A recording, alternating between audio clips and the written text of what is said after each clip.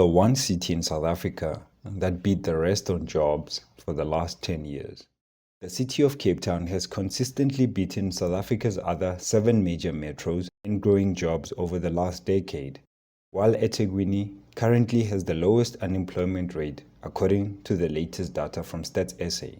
South Africa's 8 metropolitan areas serve as the focal points of the nation's economic vitality, each showcasing distinctive traits and emerging patterns.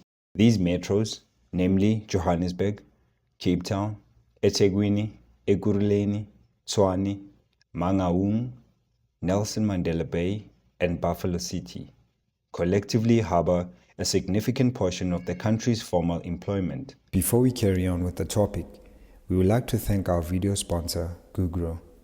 Gugro specializes in cupboard food, including home, personal, and baby care products.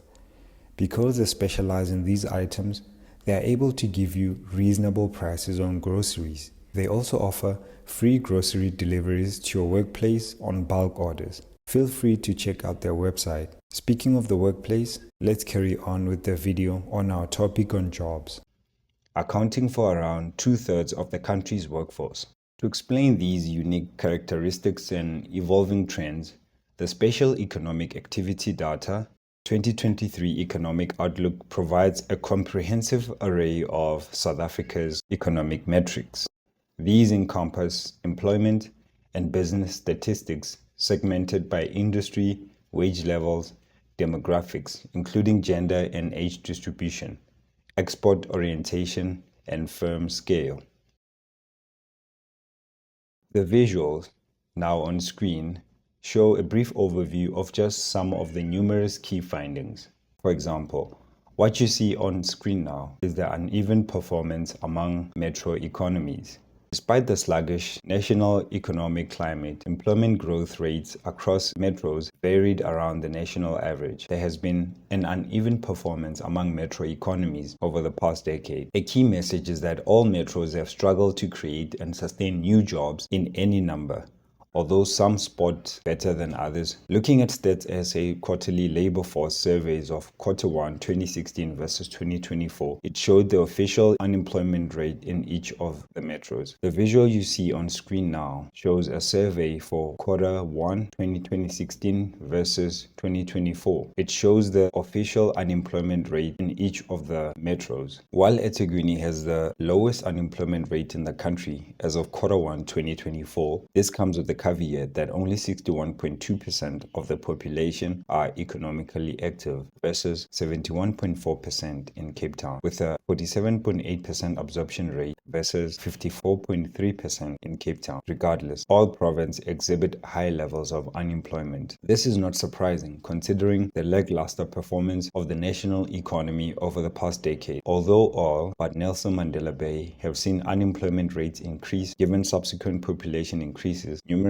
metros have seen employment numbers, that is formal job growth, increase. Cape Town, Tshwane, and eThekwini emerged as the top performers in formal job growth from 2014 to 2024. Cape Town notably achieved the highest growth with a 21% increase in employment pre-pandemic, reflecting a compound annual interest of 3.3%. In contrast, Johannesburg exhibited notably weak employment growth with a mere 5% increase by 2020, equivalent to less than 1% annually. Given Johannesburg's status as the country's largest city and employment hub, its lackluster performance is very concerning. Conversely, Nelson Mandela Bay recorded the poorest performance among all metros, witnessing a slight net loss of jobs over the same period. Although all metros were hit hard by the pandemic, Tshwane was the most shielded, with the report citing that this is probably because of its higher share of government jobs. Overall, there appears to be no obvious relationship between metro employment growth and city size or geographical region. Understanding the unique contributions and strengths of each metro is crucial for effective local economic and industrial policy formulation. According to the report, the distinctive features of the metro economies are: Johannesburg is both the most diversified metro in terms of the composition of its industries, although it is labeled as the financial center of the country, as finance makes a much bigger contribution to the local economy than it does in other cities. This is because it boasts a significant significant contribution from finance to its local economy. It hosts the headquarters of major financial institutions such as banks,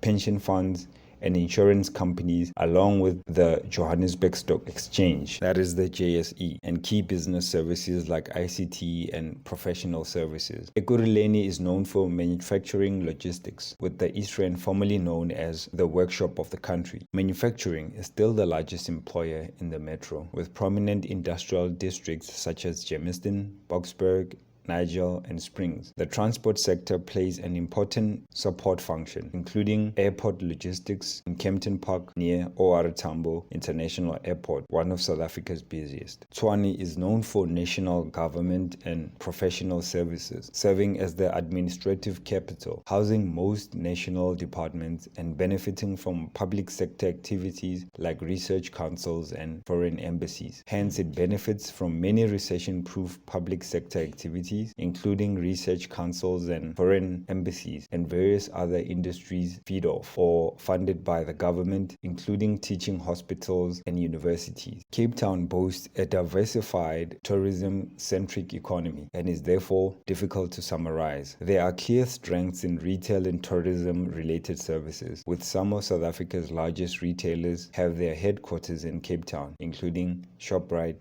Pick n Pay, Woolworths, Foschini, Pep, Truworths, and online vendor Takealot.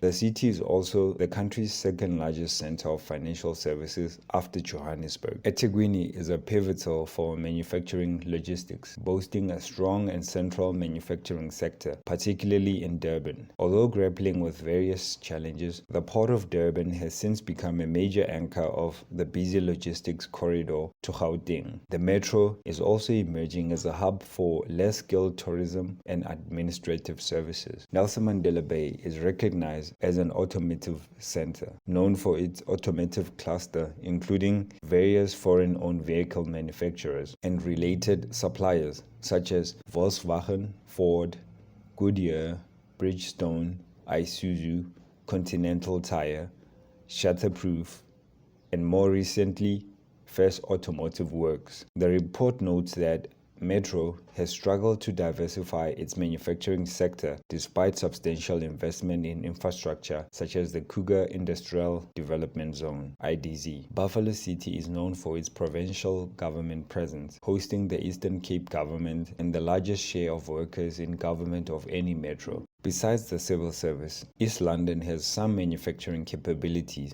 including Mercedes-Benz, Daimler Chrysler, and several upstream suppliers in the East London IDZ.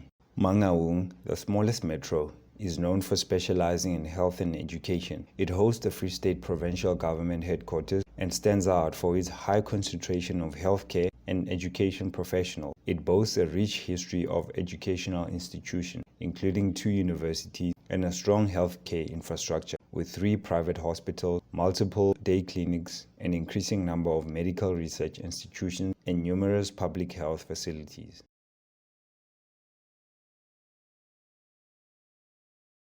Cape Town has created the most jobs